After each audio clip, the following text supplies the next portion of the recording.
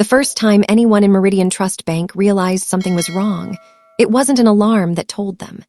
It wasn't a broken window, a forced lock, or a guard found unconscious on a marble floor. It was a phone call from a client in Scottsdale, Arizona, a retired orthopedic surgeon named Walter Prince, asking a simple, devastating question. Why is my account showing a balance of $11? By the time that question finished echoing through the glass-walled offices on the 40th floor of the Kessler Building in downtown Chicago, 41 other clients had asked the exact same thing, in 41 different ways, from 41 different cities. And not a single door in that building, not one vault, not one server room, not one locked drawer, had been opened by anyone who wasn't supposed to be there. This is the story of Adrian Voss. And this is the story of how he stole $19 million without ever touching a single lock. Meridian Trust was not a large bank by national standards, but it was old, private, and deeply respected, the kind of institution that didn't advertise because it didn't need to. Its clients were surgeons, tech founders who'd cashed out early, a scattering of minor celebrities who valued discretion over glamour, and old families whose money had been quietly compounding since before the Depression. The bank prided itself on a single word, repeated in every piece of client literature, every onboarding meeting, every hushed conversation in its wood-paneled conference rooms. Trust. Security at Meridian was not an afterthought. It was the entire architecture of the place. Biometric locks on every server room. A security team staffed 24 hours by former federal agents. A cybersecurity division that had, only 18 months earlier, won an industry award for what one trade magazine called the most impenetrable digital infrastructure in private banking. The vault itself, 3 floors below street level, required 4 separate authorizations from 4 separate executives standing in the same room at the same time. None of that mattered, because Adrian Voss never went near the vault. He never touched the servers. He never so much as walked through the front doors of the Kessler Building until the day he was arrested, 11 weeks after the theft was discovered, sitting calmly on a park bench in Grant Park feeding pigeons like a man with nowhere else to be and nothing left to hide.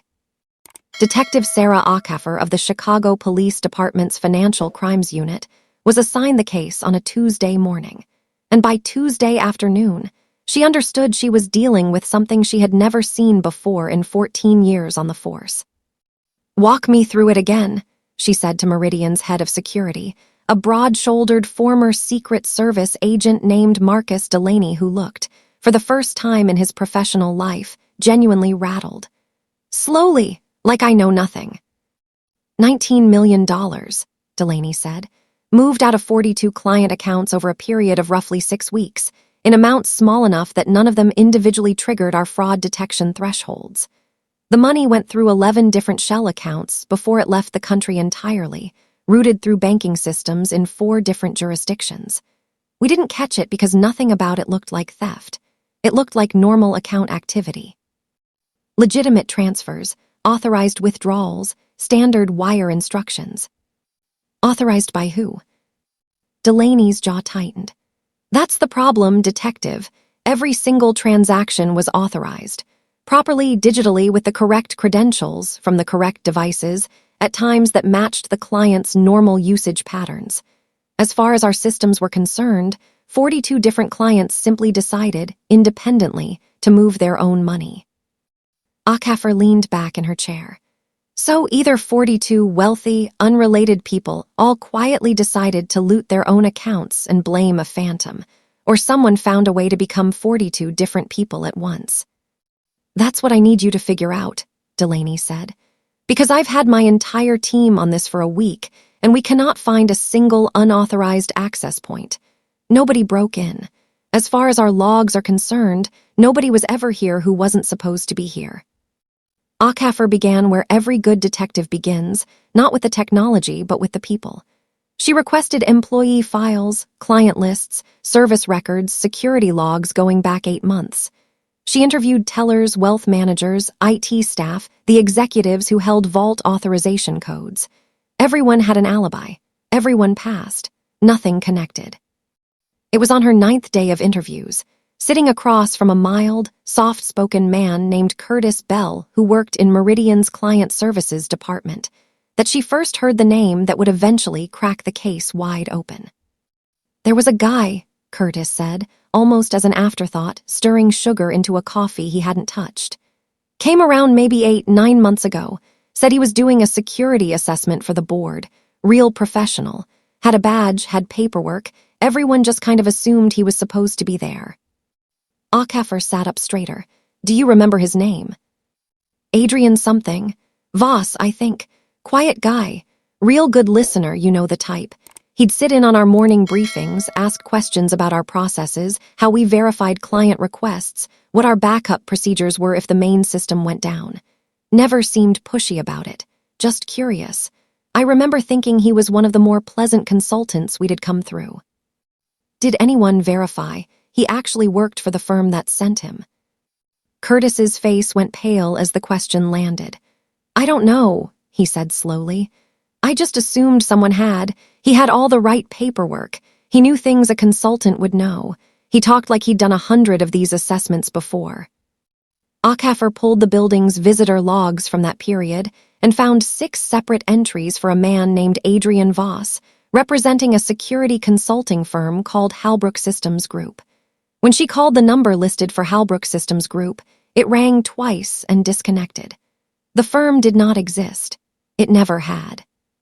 But Adrian Voss had spent 11 full days inside the Kessler building, sitting in briefings, walking the floors, drinking coffee in the break room, chatting with tellers and analysts and junior wealth managers, all of them believing he was there to protect them. He had never once touched a computer that wasn't his own. He had never once asked for a password.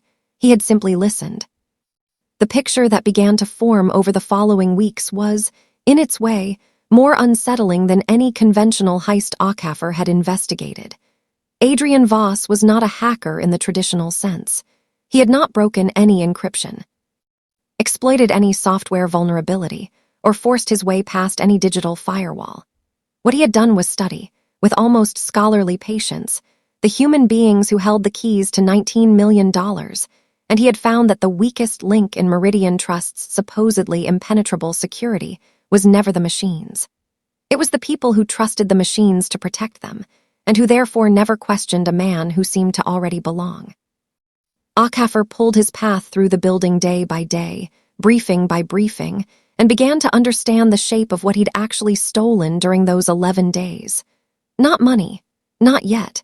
He had stolen something far more valuable in the moment and far harder to trace.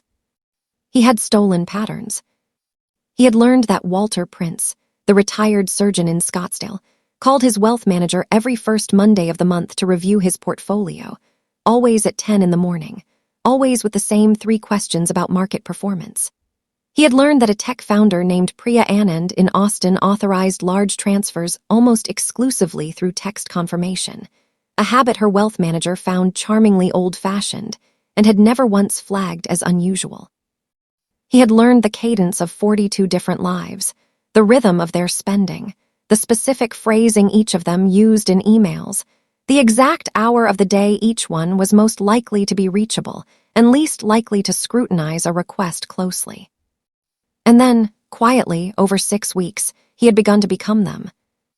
He built profiles for each client, using nothing more than publicly available information, stitched together with careful precision. Social media posts that revealed travel dates, obituaries and wedding announcements that revealed family relationships, old news articles that revealed business histories, and the small, human details he'd absorbed simply by sitting in Meridian's offices and listening to employees talk about their clients, the way people always talk about the people they serve, with fondness, with detail, with the casual specificity of people who don't imagine anyone is listening for the wrong reasons. He learned that Priya Anand's father had passed away 18 months earlier, and that she now handled all family financial matters alone, meaning any question about family verification would go unanswered by anyone but her. He learned that Walter Prince was recovering from a hip replacement and had specifically requested, months before Voss ever arrived, that all correspondence be handled by phone rather than in person, because travel was difficult for him. Small mercies of information, gathered patiently, that told Voss exactly which clients would be easiest to impersonate and which security questions would go unasked, because the human beings on the other end of the line had already decided, based on nothing more than a familiar voice and a plausible story, that suspicion was unnecessary. He spoofed phone numbers using techniques that were, by cybersecurity standards, almost embarrassingly unsophisticated, freely available software that any determined person could learn to use in an afternoon. He called wealth managers late in the day, when attention was thinnest and the desire to leave for the evening was strongest. He used the exact phrasing he'd overheard clients use in the office, the small verbal fingerprints that made a voice feel familiar even through a slightly degraded phone connection. And every single time, the request seemed so plausible, so consistent with everything the wealth manager already believed about that client, that verification became a formality rather than a safeguard. $19 million moved not through broken locks, but through the simple, devastating fact that trust, once established, is rarely questioned again. Achafer brought this theory to Delaney on a gray November afternoon, laying it out across his desk with the same patience Voss himself must have used to build his profiles. "He didn't hack your systems," she said. "He hacked your certainty. Every safeguard you built assumes the threat comes from outside, someone forcing their way in. He walked through your front door with a fake badge and let you tell him exactly how to become someone you'd already decided to trust." Delaney stared at the papers in front of him, his face gray. 11 days, he said quietly. "We let him sit in 11 days of internal briefings because he had good paperwork and asked good questions." "He didn't need to hack anything," Achafer said. "You handed him the blueprint yourselves. Every time someone in this building explained your verification process to him because they thought he was there to improve it, they were teaching him exactly how to defeat it." Finding Voss took another 5 weeks. He had covered his digital trail with the same careful patience he'd shown in everything else, routing the stolen money through shell accounts in the Caymans, then Singapore, then back through a maze of cryptocurrency exchanges designed to frustrate exactly the kind of tracing Achafer's team specialized in. But money, no matter how well hidden, eventually has to become something usable, and it was there, in the small, human seam between digital wealth and physical life, that Achafer finally found her thread. A property records search, run more out of stubbornness than genuine hope after weeks of dead ends, turned up a cash purchase 6 weeks earlier of a modest brownstone in the Lincoln Park neighborhood, bought under a corporate name that traced back, through 4 layers of shell companies, to a single individual. The purchase amount was small compared to $19 million, small enough that it hadn't registered as unusual to any automated flag, but it was enough. It was a mistake, the first real mistake Voss had made in the entire operation, and Achafer understood, reading the property file, that even the most patient thief eventually wants somewhere quiet to actually live. Surveillance confirmed it within 4 days.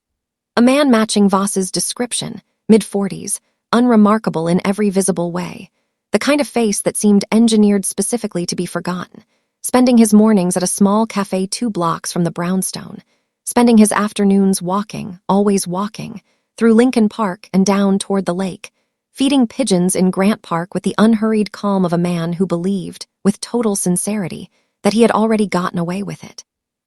They arrested him on a Thursday morning in early December, on that same park bench, the pigeons scattering into the gray Chicago sky as 4 officers closed in around him. He did not run. He did not resist. He looked up at Achafer as she approached, and for a long moment before the handcuffs closed around his wrists, he simply smiled, a small, tired smile that seemed to carry no fear in it at all, only something closer to relief. The interrogation that followed would become, in the months afterward, something of a legend within the department, not because Voss confessed under pressure, but because he confessed without any pressure at all, speaking calmly and at length, almost eager to have someone finally understand what he had built.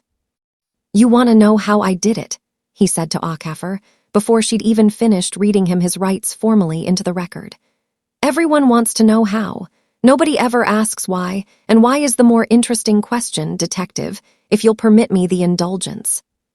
I'm listening, Aakeffer said and meant it. I spent 11 years in corporate security, Voss said.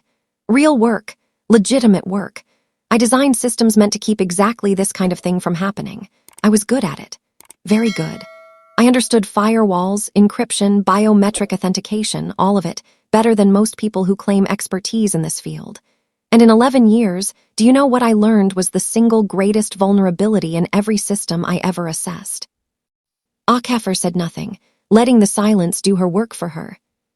People, Voss said. Not the technology. The technology is nearly perfect now, detective. Nearly unbreakable if you approach it directly. But every system, no matter how sophisticated, is ultimately operated by human beings, and human beings are built to trust familiar patterns. A familiar voice, a familiar badge, a familiar phrase used in the familiar way. I didn't break Meridian's security. I proved that the entire concept of security, as most institutions understand it, is a kind of theater. A performance meant to reassure clients and employees alike that they are protected, when in truth, the protection has always depended on the goodwill and inattention of ordinary people simply doing their jobs. That's a very generous way to describe stealing $19 million from 42 people, Aakeffer said. Something flickered across Voss's face then, the first real crack in his composure. I know what I did, he said quietly. I am not asking you to admire it. I am only asking you to understand it accurately, because if you understand it as theft alone, some clever criminal exploiting technical loopholes, then Meridian Trust will patch this specific vulnerability and believe themselves safe again. And they will not be. Not until they understand that the vulnerability was never technical at all. Aakeffer leaned forward. You had a legitimate career. Real skill, real expertise. Why throw all of that away for this? Voss was quiet for a long moment, and when he answered, his voice had lost some of its earlier composure, something rawer showing underneath. 3 years ago, he said, I flagged a vulnerability at the firm I worked for, a major flaw in how they verified large institutional transfers.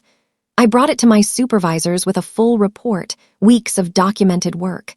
They told me it wasn't a priority. Too expensive to fix, they said.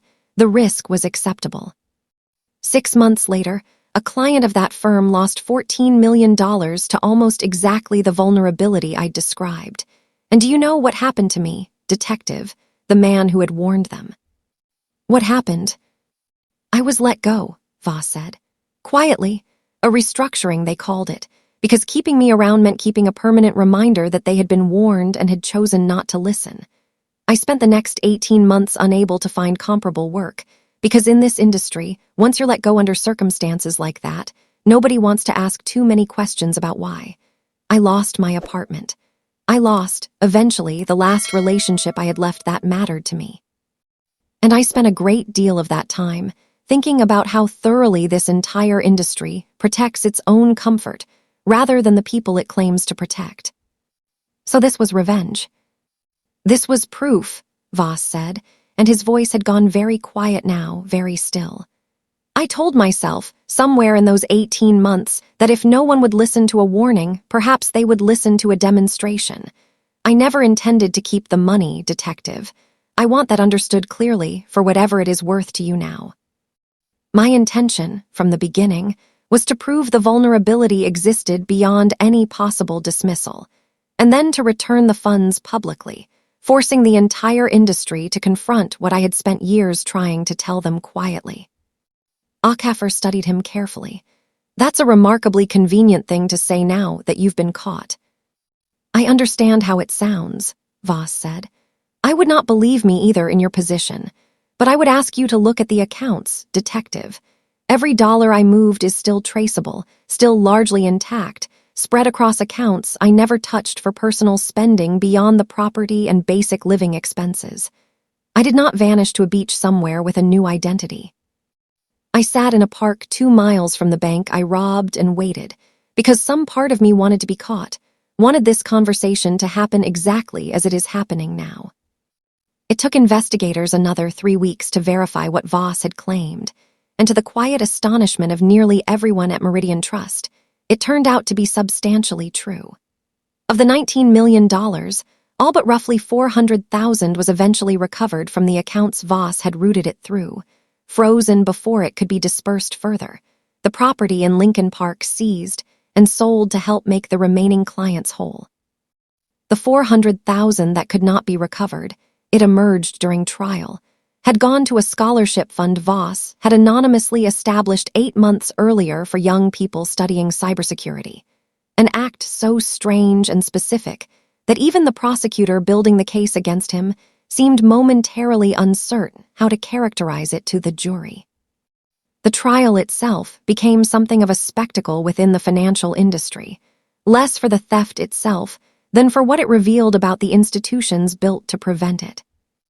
Meridian Trust's leadership testified, under pressure, that no external audit had ever tested for exactly the kind of social engineering vulnerability Voss had exploited, that their entire security philosophy had been built around defending digital perimeters while leaving the human perimeter almost entirely unexamined. Other banks, watching the trial with the anxious attention of institutions that recognized their own vulnerabilities reflected back at them, quietly began commissioning their own internal reviews, terrified of discovering their own version of Adrian Voss walking freely through their offices with a fake badge and a convincing smile. Voss was convicted on multiple counts of fraud, identity theft, and grand larceny, and sentenced to 11 years in federal prison. A number that struck several observers as darkly appropriate given the 11 days he had spent inside the Kessler building building the foundation of his scheme. He did not appeal the sentence. He accepted it, his lawyer said afterward, with the same eerie calm he had shown throughout the entire investigation and trial, as though the punishment itself was simply one more predictable outcome in a plan he had mapped out long before his arrest. Sarah Ackafer visited him once, nearly a year into his sentence, at the federal facility in downstate Illinois, where he was serving his time. She had told herself for months that she had no reason to go, that the case was closed, that whatever she wanted from the conversation had likely already been said in the interrogation room 11 months earlier. But something about Voss's calm certainty had stayed with her, an itch she couldn't quite name, and on a cold February afternoon, she found herself signing the visitor log at a prison 2 hours south of the city she'd spent 14 years protecting. Voss looked older than she remembered, thinner, but his eyes held the same quiet, unnerving stillness they'd had in that interrogation room. "I didn't expect you to come," he said. "Neither did I," Ackafer admitted. "I keep thinking about something you said, about security being theater. I've spent the last year watching banks all over this city scramble to fix problems they didn't know they had, thanks to you. Was it worth it? 11 years of your life to prove a point most of them still haven't fully learned." Voss considered the question for a long moment, his hands folded on the table between them the way, Ackafer thought, a man might fold his hands in prayer. "I ask myself that most days," he said finally. "I stole from people who trusted an institution to protect them, and no cause, however righteous I believed it to be, changes the fact that I frightened 42 families and damaged something that will take years to fully rebuild. I have had a great deal of time to sit with that truth, detective, and I do not offer myself any comfortable excuses for it anymore. I was angry and I was skilled, and I convinced myself that anger and skill together amounted to justice. They did not. They amounted to harm, dressed up in the language of a lesson." "That's a very different answer than the one you gave me a year ago," Ackafer said quietly. "A year is a long time to sit in a small room and listen to nothing but your own thinking," Voss said. "I still believe the vulnerability I found was real and worth exposing. I no longer believe I had any right to be the one who exposed it the way I did. There is a difference between being right about a danger and being righteous about how you respond to it. It took me a great deal of stolen money and a great many ruined evenings to finally understand which one I had actually been." Ackafer left the prison that afternoon without any clean sense of resolution, the kind of ending she might have wanted for a case that had consumed a year of her life. Adrian Voss had not opened a single locked door in the Kessler building. And yet he had gotten further inside than any conventional thief ever could have, because the doors that mattered most, it turned out, had never been made of steel or biometric scanners at all. They had been made of the quiet, ordinary trust that people extend to one another every day without ever quite realizing how much they are risking by doing so, and how easily, in the wrong hands, that trust could be turned into the widest open door of all. Meridian Trust survived the scandal, chastened and rebuilt, its new security protocols now including something it had never before considered necessary, training every single employee to question even the most plausible, most professional, most convincingly badged stranger who ever walked through its doors. Walter Prince, the retired surgeon whose $11 balance had started it all, eventually got every cent of his stolen money back, and told a local reporter, with the dry humor of a man who had spent 40 years in operating rooms learning not to panic, that he supposed he'd gotten an expensive lesson in a subject he hadn't known he needed to study. And somewhere south of Chicago, in a small cell with a single narrow window, Adrian Voss continued serving his sentence, still turning over, in the long, quiet hours, the question of what exactly he had built and broken, and whether anyone left standing after his 11 days inside the Kessler building had truly learned what he'd meant to teach them, or only learned to lock a different kind of door, waiting, the way people always do. For the next stranger clever enough to find the one they'd forgotten to guard.